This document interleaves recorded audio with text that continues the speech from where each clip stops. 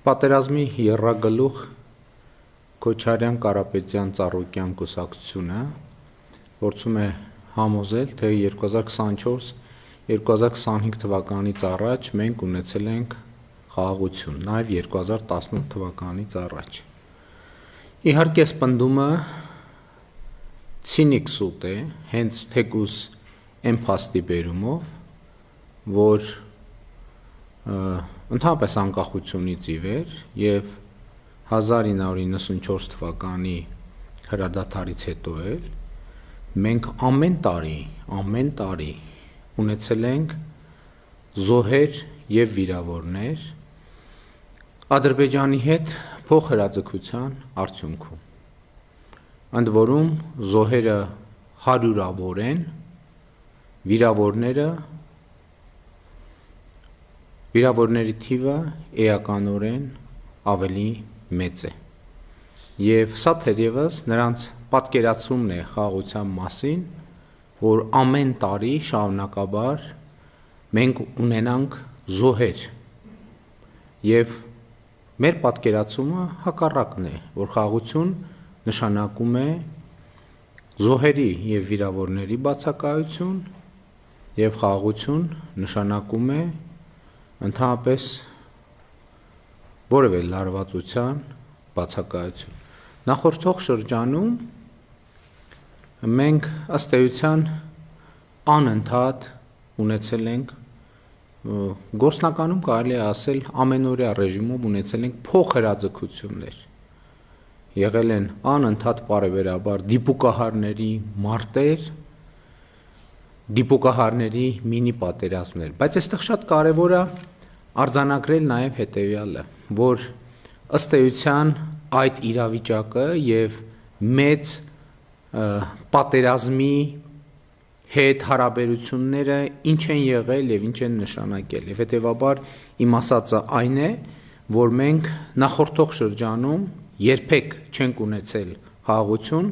այլ ունեցել ենք պատերազմի հետաձգում։ Չենք ունեցել խաղաղություն, ունեցել ենք պատերազմի հետաձգում։ Եվ կարևոր է արձանագրել նաև, թե այնուամենայնիվ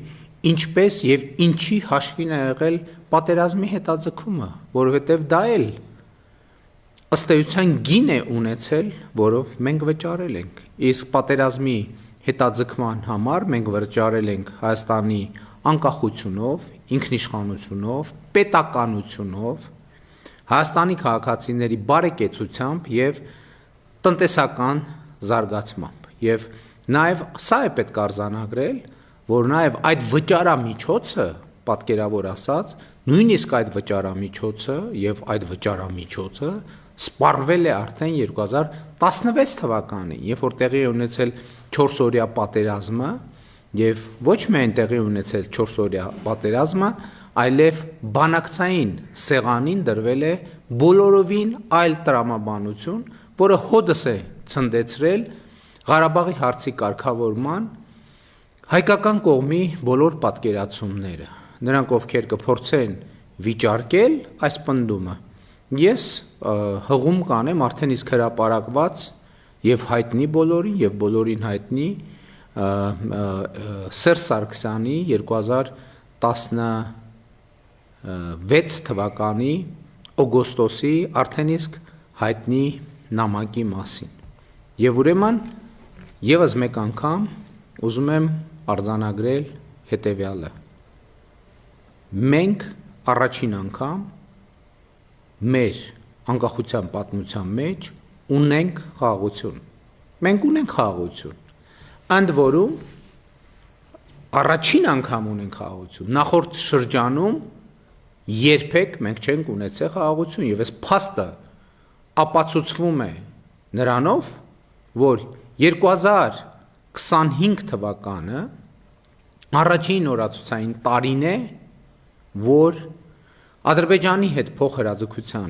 հետևանքով չենք ունեցել զոհեր եւ վիրավորներ։ Պատկերացնում եք անկախությունից ի վեր 1991 թվականից ի վեր 2025 թվականը այդպիսի առաջին օրացուցային տարին է։ Իսկ գործնականում մենք զոհեր եւ վիրավորներ չենք ունեցել 2024 թվականի Մարտից, փետրվարից, այսինքն վերջին նման դեպքը արձանագրվել է 2024 թվականի տարվա սկզբին։ Բայց նաև ուզում եմ արձանագրել, որ ճիշտ է Հայաստանի եւ Ադրբեջանի միջև խաղաղության եւ միջպետական հարաբերություններ հաստատելու մասին համաձայնագիրը նախա ստորագրված է եւ ոչ թե ստորագրված, եւ Վաշինգտոնի հռչակագիրը ընդունված է, բայց նաև ուզում եմ արձանագրել, որ իրականում Հայաստանի եւ Ադրբեջանի միջև խաղաղությունը հաստատված ինքը նաև դե յուրե ամրագրում ունի եւ դե յուրե ամրագրումը 2024 թվականին երկու երկրների սահմանազատման հանձնաժողովների 2024 թվականին ընդունված ստորագրված եւ վավերացված երկու երկրների Հայաստանի եւ Ադրբեջանի միջև սահմանազատման հարցերի հանձնաժողովների համատեղ գործունեության կանոնակարգի ընդունումն է, որ երկու երկրների փոխվարչապետերը ստորագրեցին, ապա երկու երկրներում համապատասխան ընթացակարգերով այդ փաստաթուղթը վավերացվեց, ստանալով բարձրագույն իրավաբանական ուժ։ Այդ փաստաթղթում է, որ արձանագրված է Ալմատիի հռչակագիրը որպես երկու երկրների միջև սահմանների սահմանազատման բազային սկզբունք, եւ սա ունի դե յուրե բարձրագույն նշանակություն երկու երկրներում։ Ինչ է սա նշանակում։ Սա նշանակում է, որ Հայաստանը եւ Ադրբեջանը փոխադարձաբար դե յուրե բարձրագույն իրավաբանական ուժ ունեցող փաստաթղթով ճանաչել են, որ խորհրդային Հայաստանը իր տարածքով նույնական է, անկախ Հայաստանը իր տարածքով նույնական է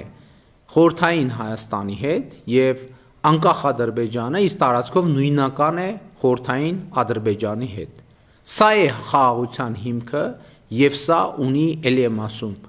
երկու երկրներում բարձրագույն իրավաբանական ուժ։ Եվ ահա այս տրամաբանությունից շեղվելը ինչ ուղղությամբ տանում են պատերազմի Քոչարյան, Կարապետյան, Ծառուկյան եռագլուխ կուսակցությունը, այդ տրամաբանությունից շեղվելը միանշանակ եւ աներկբա նշանակում է պատերազմ, սրանից բխող բոլոր հետևանքներով։ Եվ ուրեմն մենք բազում զոհերի եւ զոհողությունների գնով հասել ենք ոչ թե պատերազմի հետաձգման, մենք հասել ենք խաղաղության։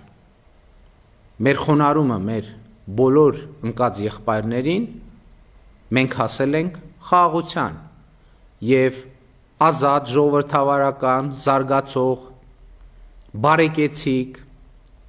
ինքնիշխան Հայաստանը նրանց հիշատակը հարգելու բարձրագույն միջոցն է, դրանից ավելի մեծ գնահատակ նրանց զոհողություններին մենք չենք կարող մատուցել։ Եվ ուրեմն խաղաղությունը այսօր արդեն դե յուրե հաստատված է եւ Հայաստանի Հանրապետության քաղաքացին պետք է տեր կանգնի իր խաղաղությանը, որովհետեւ սա իր խաղաղությունն է, իր ստեղծած խաղաղությունն է, որովհետեւ այդ խաղաղության վրա աշխատել է,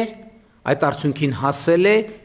իր ընտրած իշխանությունը եւ իշխանությունը խաղաղություն հաստատելու հարցը համարել է առաջնահերթություն 2021 թվականի արտահերթ խորհրդարանական ընտրություններում ժողովրդի տված պատգամին հավատարիմ մնալով, ժողովրդի ասած խոսքին հասու լինելով, ժողովրդի ասած խոսքը լսելով եւ այն իրականացնելով։ Եվ ուրեմն եկել է ժամանակը, գալիս է ժամանակը, եւ այդ ժամանակը 2026 թվականի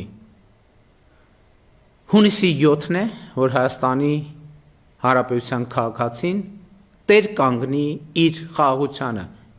Անկեղծ ասեմ, որևէ կասկած չունեմ, որ Հայաստանի քաղաքացին տեր է կանգնելու